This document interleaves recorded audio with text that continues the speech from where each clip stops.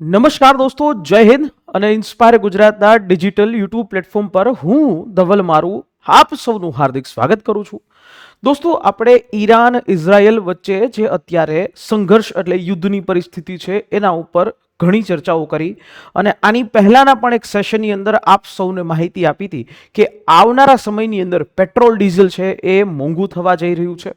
LPG ગેસનું cylinder એ મોંઘો થવા જઈ રહ્યો છે અને અત્યારે આ જ રીતે હાલમાં ભારત સરકાર એલપીજી ગેસના અંદર એનું ડિસ્ટ્રીબ્યુશનમાં એક ધીમે ધીમે કટોકટી જે છે એ કરી રહી છે. એટલે કે એલપીજી ગેસના સિલિન્ડરો એ હવે માત્ર ને માત્ર ઘર ઉપયોગ માટે જ મળશે, કોમર્શિયલ ઉપયોગ માટે સૌથી ઓછા મળશે. ઘણી એવી કંપનીઓએ નવા એવા કોમર્શિયલ ગેસના જે સિલિન્ડરના રજિસ્ટ્રેશન લેવાનું પણ બંધ કરી દીધું છે. ઘણા ઇન્ડસ્ટ્રીઝની અંદર પુરવઠો એ 50% કરી દીધો છે અને આવનારા સમયની અંદર સૌથી જો સિચ્યુએશન સારી ન થઈ, જો ઈરાન ઇઝરાયલ વચ્ચેનું જે યુદ્ધની પરિસ્થિતિ શાંત ન પડી, થાળે ન પડી, તો હજી પણ મોટું એવું જોખમ ભારત સહિત દુનિયાના અલગ અલગ દેશોએ એ ભોગવવું પડશે. અલગ અલગ દેશોમાં સૌથી મોટું ઉર્જા કટોકટી છે એ આવી રહી છે. વૈશ્વિક રીતે જોવા જાવ તો ગ્લોબલી રીતે એ ઉર્જા કટોકટી હાલ હવે આવનારા સમયમાં તમને જોવા મળી શકે છે. તો વાત કરી લઈએ કે મિડલ ઈસ્ટના આ જે યુદ્ધથી ક્રૂડ ઓઇલ, કારણ કે ત્યાંથી દુનિયાની અંદર લગભગ 40% કરતાં પણ વધારે જેટલો ક્રૂડ ઓઇલનો જથ્થો એક્સપોર્ટ થાય છે ગલ્ફ કન્ટ્રીઝમાંથી. અને એ ગલ્ફ કન્ટ્રીઝની અંદરથી જે પહેલા ભાવ $100 પર પ્રતિ બેરલ ઉપર હતો, જે વધી અને અત્યારે 3.5 વર્ષની ટોચ ઉપર પહોંચી ગયો છે. અત્યારે આંતરરાષ્ટ્રીય બજારની અંદર ક્રૂડ ઓઇલનો ભાવ એ કૂદકે ને ભૂસકે એ વધી રહ્યા છે. એક સમયે 2022ની અંદર જ્યારે ચર્ચા કરીએ કોવિડ પછી, તો માત્ર $100 પ્રતિ બેરલના હિસાબે આ ક્રૂડ ઓઇલનો ભાવ હતો. સરકારે એલપીજી ગેસના બુકિંગ ઉપર પણ નવા નિયમો અત્યારે તાબડતોબ એ જાહેર કરી દીધા છે કે જે ગ્રાહકો એક વખત એક સિલિન્ડર બુક કરે, એના પછી બીજો સિલિન્ડર બુક કરવા માટે એને 21 દિવસ પછી એ બીજો સિલિન્ડર બુક કરી શકતા હતા, આ દિવસો વધારી દેવામાં આવ્યા છે. એટલે કે હવે 21 દિવસની જગ્યાએ 25 દિવસે તમે ગેસનો સિલિન્ડર બુક કરાવી શકો છો. આ શું કામ? કારણ કે કતર, જ્યાંથી સૌથી વધારે માત્રામાં આપણે એલપીજી એટલે કે લિક્વિફાઈડ પેટ્રોલિયમ ગેસ જેની આપણે આયાત કરતા હતા, એ કતરે આપણને ના પાડી છે. હાલની પરિસ્થિતિને જોતા કતરે એલપીજી ગેસ આપવાની ના પાડી છે. અત્યારે જે પણ સ્ટોક છે એ સ્ટોક એ પહેલાનો છે. એ જ્યાં સુધી હશે ત્યાં સુધી એલપીજી ગેસનો જે તમને પ્રોપરલી મળી શકશે. બાકી વૈકલ્પિક વ્યવસ્થા જ્યાં સુધી ન થાય ત્યાં સુધી આ ભાવો હજી પણ આવનારા સમયમાં વધશે. હજી પણ અહીંયા જે છે એ વધવાનો સમય એ થશે. હવે આ શું કામ કરવામાં આવ્યું કે જેથી કરીને જ્યારે ભાવો વધે છે અથવા તો માર્કેટની અંદર એવી સિચ્યુએશન, પેનિક સિચ્યુએશન આવે છે, ત્યારે લોકો સંગ્રહખોરી ન કરે. 7 માર્ચથી જે ઘરેલું સિલિન્ડર જે 14 કિલોનો બોટલ 913 રૂપિયાની હવે પડી છે, જે પહેલા 853 રૂપિયાની હતી, 60 રૂપિયાનો વધારો, અને કોમર્શિયલ ગેસના સિલિન્ડરોની અંદર 115 રૂપિયાનો વધારો છે કરી દેવામાં આવ્યો છે. હવે આના સાથે 8 એપ્રિલ 2025 થી લઈ ધીમે કરતા આ ભાવો તો વધતા રહ્યા છે. આમાં નવું શું? પણ આ વખતે કટોકટી છે. 7 માર્ચનો જે વધારો છે એ કટોકટીના આધાર ઉપર, દેશની સિચ્યુએશનના આધાર ઉપર લેવામાં આવ્યો છે. પેટ્રોલ ડીઝલ, અત્યારે હાલ પેટ્રોલ ડીઝલ છે એના ભાવ થોડા સ્થિર રહેશે. પેટ્રોલ ડીઝલમાં એટલો વધારે નહીં જોવા મળે, કારણ કે એનું રીઝન એવું છે કે પેટ્રોલ ડીઝલનું આપણે રશિયા પાસેથી પણ ક્રૂડ ઓઇલ લઈ અને પેટ્રોલ ડીઝલ જે છે એ આપણે પૂરતું કરી શકશું. પણ એલપીજી ગેસ સિલિન્ડર છે કે જેમાં ભારત સૌથી વધારે કતાર ઉપર નિર્ભર છે, ત્યાં સૌથી મોટો પ્રશ્ન છે. એટલે જે સપ્લાય ચેઇન જે આ સ્ટ્રેટ ઓફ હોર્મુઝથી બંધ થઈ ગઈ અને આના લીધે અત્યારે દુનિયા આખીને ભોગવવું પડ્યું છે. દેશનો કોઈ પણ પેટ્રોલ પંપ ઉપર અત્યારે હાલ જે પેટ્રોલ પંપ ઉપર પેટ્રોલ ડીઝલની અછત નથી, પણ આ જે સપ્લાય ચેઇન છે એ એકદમ સામાન્ય છે. પરંતુ આમાં ભાવ જે છે એ વધવા જોવા મળી શકે છે. એવિએશન ફ્યુલની વાત કરીએ તો એવિએશન ફ્યુલ, પ્લેનમાં જે પણ ફ્યુલ જે છે એ લાગે છે એ, તો એના માટે તો ભારત પોતે એની ઉપર આત્મનિર્ભર છે. કેવી રીતે? તો કે ભારતની અંદર રિલાયન્સની રિફાઇનરી છે, એવી રીતે અલગ અલગ કંપનીઓની રિફાઇનરીઝ છે કે જે એવિએશન ફ્યુલ બનાવે છે, પ્લેનમાં લાગતું એવું ફ્યુલ છે એ બનાવે છે, એટીએફ એટલે કે જેને કહેવાય એવિએશન ટ્રાન્સપોર્ટ ફ્યુલ, અને આનો પૂરતો સ્ટોક છે. ઇવન ભારત જે છે આનો સ્ટોક એ એક્સપોર્ટ પણ કરે છે, એટલે આ જગ્યાએ કોઈ વાંધો નથી. પણ અત્યારે સમગ્ર વિશ્વને એવું ચોક્કસથી એ લાગે છે કે આવનારા સમયની અંદર જો આમાંથી શીખ લેવી પડશે અને આવનારા સમયની અંદર આપણે જે આપણી ઉર્જાની જરૂરિયાતો છે કોઈ એક દેશ ઉપર ખૂબ વધારે ડિપેન્ડેન્ટ ન રહેતા અલગ અલગ દેશો પાસેથી ડિપેન્ડન્સી છે એ રાખવી પડશે. એટલે આમ જોવા જાવ તો અત્યારે પેનિક સિચ્યુએશન ક્રિએટ કરવાની નથી, પરંતુ આ પેનિક સિચ્યુએશનની અંદર આપણે સમજદારીથી કામગીરી જે છે કરવાની જરૂર છે. આ સંકટ ખાલી આપણે એક માટે નથી, આ સંકટ, આ એલપીજી નું સંકટ એ દુનિયાના અલગ અલગ 9 દેશોનું એક્ઝામ્પલ આપું કે 9 દેશોની અંદર પણ આવું જ સંકટ છે એ અત્યારે હાલ છે. જ્યારે આ સ્ટ્રેટ ઓફ હોર્મુઝ જે બંધ થાય છે, દુનિયાનો જે એનર્જી માટેનો સૌથી મોટો સોર્સ ગલ્ફ કન્ટ્રીઝ એ બંધ થાય છે, ત્યાંથી એક્સપોર્ટ બંધ થાય છે, એટલે 9 દેશો છે કે જેમાં અત્યારે એનર્જી ક્રાઇસિસ છે. પાકિસ્તાન, ભારત, બાંગ્લાદેશ, થાઈલેન્ડ, ચીન, વિયેતનામ, ઇન્ડોનેશિયા, જાપાન, આ એ દેશો છે કે જે અહીંયાથી બધા એ ક્રૂડ ઓઇલ અને એલપીજી ગેસ છે એ મંગાવતા હતા. આ 9 દેશોની અંદર અત્યારે હાલ સિચ્યુએશન ધીમે ધીમે વણસી રહી છે.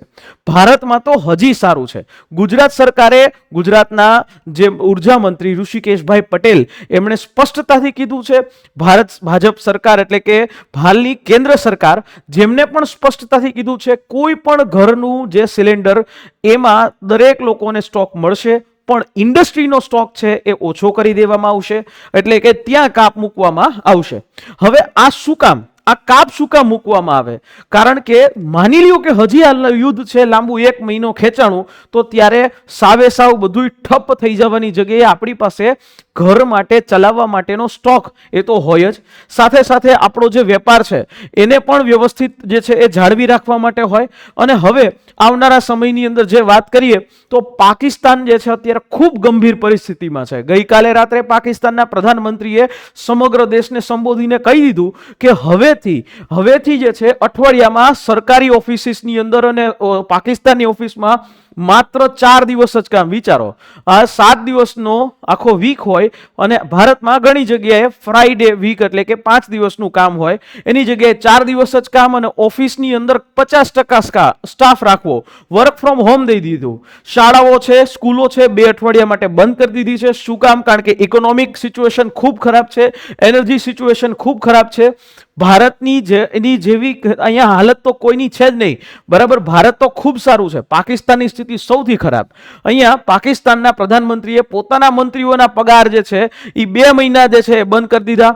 2 મહિના મંત્રીઓના પગાર બંધ કરી દીધા. સાંસદોના પગાર જે છે એ 25% કરી દીધા. 25% જે છે એમાં એનો કાપ જે છે એ રાખી દેવામાં આવ્યો. એટલે અત્યારે હાલ જોવા જાવ તો અહીંયા આ રીતે મંત્રીઓના વિદેશ પ્રવાસ બંધ કરી દીધા.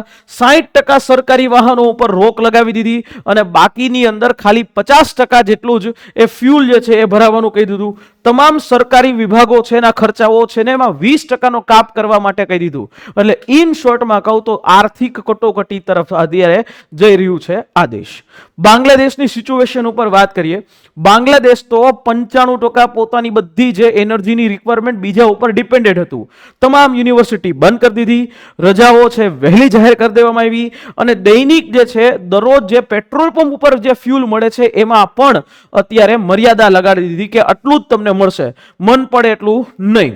અને જે ફર્ટિલાઇઝર ફેક્ટરીઓ છે કે જ્યાં ગેસની જરૂરિયાત છે એ બધી અત્યારે બંધ કરી દીધી. આ બાંગ્લાદેશના હાલત છે.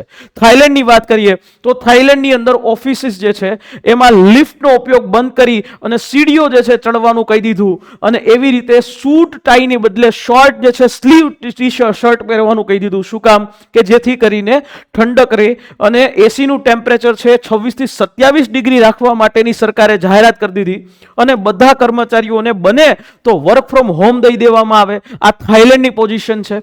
એવી જ રીતે વાત કરીએ ચાઇના, જેને આપણે દુનિયાની અંદર સૌથી મોટો એનર્જી બધો દેશ તરીકે ઓળખીએ છીએ. ઈ ચાઇના પોતાના અત્યારે હાલ ચાઇનામાં એવો કોઈ પેનિક સિચ્યુએશન નથી. ચાઇના બહુ સમજદારીથી ચાલે છે. એ રશિયા પાસેથી પણ ક્રૂડ ઓઇલ લે છે અને ઈરાન પાસેથી પણ ક્રૂડ ઓઇલ લઈ જ છે. કારણ કે ઈરાન પર જ્યારે આ આક્રમણ ચાલુ હતું ત્યારે ઈરાને સૌથી પહેલા મદદ કરી ચાઇનાને. બરાબર, ચાઇનાને પોતાના જે પણ ક્રૂડ ઓઇલ છે અત્યારે હાલ ઈરાન વેચી રહ્યું છે અને પૈસા કમાઈ રહ્યું છે. તો ચાઇનાએ પોતાના જે સ્ટ્રેટેજિક ઓઇલ રિઝર્વ છે એ વધારવા માટેની જાહેરાત કરી દીધી. અને આ ચાઇનાએ કોઈ પણ રિફાઇનરીઓમાંથી, ચાઇનાની રિફાઇનરીઓમાંથી બીજા દેશોને એક્સપોર્ટ જે છે ક્રૂડ ઓઇલ કરવામાં આવે, પેટ્રોલ ડીઝલ કરવામાં આવે, એ બધું બંધ કરાવી દેવામાં આવ્યું. અને વિયેતનામની વાત કરીએ તો વિયેતનામની અંદર કર્મચારીઓને વર્ક ફ્રોમ હોમ આપી દીધા, જેથી કરીને જે ટ્રાન્સપોર્ટેશન સેક્ટરમાં ફ્યુલ છે એ ઓછું વપરાય. સાથે સાથે જે ડોમેસ્ટિક જે માર્કેટમાં જે ફ્યુલ જે છે એ જાળવી રાખવા માટે અને ટેરિફ આયા ઇમ્પોર્ટ ડ્યુટી જે છે એ ઘટાડી દેવાની વાત કરી, ટેરિફ હટાવી દીધા. આની સાથે સાથે જાપાનની વાત કરીએ તો જાપાને પોતાનો જે હવે જાપાન પાસે ખૂબ ઓછું ફ્યુલ બચ્યું છે, તો એની પાસે જે સ્ટ્રેટેજિક ઓઇલ રિઝર્વ છે, એટલે કે એક એવો ભંડાર હોય કે જ્યારે સંકટ સમયે જ્યારે કોઈ જરૂર પડે ત્યારે એ જગ્યાએથી ક્રૂડ ઓઇલ કાઢીને રિફાઇન કરી અને પેટ્રોલ ડીઝલ બનાવી શકાય. તો જાપાન હવે આ કગાર ઉપર પહોંચી ચૂક્યું છે. દક્ષિણ કોરિયાની વાત કરીએ તો દક્ષિણ કોરિયાની અંદર પ્રાઇસ કેપ લગાવી દીધા છે. ફ્યુલની પ્રાઇસ, પેટ્રોલ ડીઝલની પ્રાઇસ આનાથી વધી ન શકે એટલા માટે અત્યારે કેપ લગાવી દીધું છે. ફરમાન જાહેર કરી દેવામાં આવ્યા છે અને હવે આવનારા સમયમાં વૈકલ્પિક ઉર્જાના વિકલ્પોની શોધ કરી રહ્યા છે. આ બધી જ વસ્તુઓની વાત કરીએ તો સાથે સાથે ઇન્ડોનેશિયાની પણ વાત કરીએ. ઇન્ડોનેશિયાની અંદર ફ્યુલ સબસિડી જે છે એમાં વધારો કરી દેવામાં આવ્યો છે.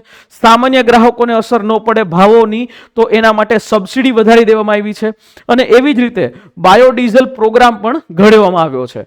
આની અંદર ભારતની વાત, ભારતની જે અસર છે તમને સમગ્ર દુનિયાની અંદર સૌથી ઓછી જોવા મળશે. એલપીજી ગેસનું ઉત્પાદન વધારવા માટે રિફાઇનરીઓને આદેશ આપવામાં આવ્યો છે અને બિનજરૂરી જે છે વેસ્ટેજ એ ઘટાડવાનું છે. જેમાં 5 રાજ્યોની અંદર હાલની અંદર જે કોમર્શિયલ ગેસ સપ્લાય બંધ કરી દેવામાં આવી છે. દિલ્હી, મધ્યપ્રદેશ, મહારાષ્ટ્ર, યુપી, રાજસ્થાન અને આવનારા સમયની અંદર ગુજરાતમાં પણ કોમર્શિયલ ગેસ સપ્લાય જે છે એ બંધ કરવા માટે એ જાહેરાત થઈ શકે તો નવાઈ નહીં.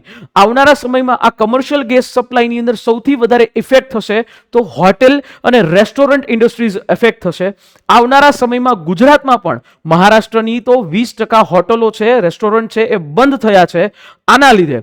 અને આવનારા સમયમાં ગુજરાતના પણ હોટલ અને રેસ્ટોરન્ટ છે બંધ થવાની સિચ્યુએશન આવી શકે છે. અને ગેસની અછતને કારણે સૌથી મોટો માર રેસ્ટોરન્ટ ઇન્ડસ્ટ્રીઝ જે છે એને પડી શકે છે. તો દોસ્તો, આ આવી સિચ્યુએશન હાલ ભારતમાં ક્રિએટ થવા જઈ રહી છે. આપ પણ આપનું જે બને ત્યાં સુધી એ તમારું ધ્યાન જે છે ચોક્કસથી રાખજો. પરંતુ ખોટી પેનિક સિચ્યુએશનમાં જવાની જગ્યાએ જે અત્યારે હાલ વિકલ્પ તમારી પાસે અવેલેબલ છે એનો ઉપયોગ કરશો અને સરકારની સૂચનાઓનું પાલન કરશો. આપનું શું કહેવું છે કે હજી આ સિચ્યુએશન ખૂબ વધારે એ અઘરી બની શકે છે? શું આવનારા સમયની અંદર એ પેટ્રોલ ડીઝલની અંદર પણ ભાવો તમને વધારે જોવા મળી શકે છે? આપના અભિપ્રાયો કોમેન્ટ બોક્સમાં જરૂરથી આપજો. પણ હા, અહીંયાથી એક શીખ લેવા જેવી એ છે કે એકમાત્ર દેશ ઉપર, કતર ઉપર નિર્ભર ન રહેવાની જગ્યાએ જ્યાંથી પણ એલપીજી ગેસ મળે છે ત્યાં તમામ દેશો સાથે વેપાર કરવાની હવે દુનિયાને એક નવી શીખ છે એ લેવી જ રહી. આશા રાખીએ આ માહિતી સમજાઈ હશે. ફરી પાછા મળીશું નેક્સ્ટ એવા કોઈ ટોપિકની સાથે. અને હા, જો વિડીયો ગમ્યો હોય તો લાઈક, શેર અને સબસ્ક્રાઇબ કરવાનું ભૂલતા નહીં, જેથી અમે આ જ પ્રકારે મોટિવેટ થઈ અને અલગ અલગ મુદ્દાઓ તમને સરળ શબ્દોમાં, સરળ ભાષાની અંદર સમજાવી શકીએ. મળીએ નેક્સ્ટ સેશનમાં. જય હિન્દ.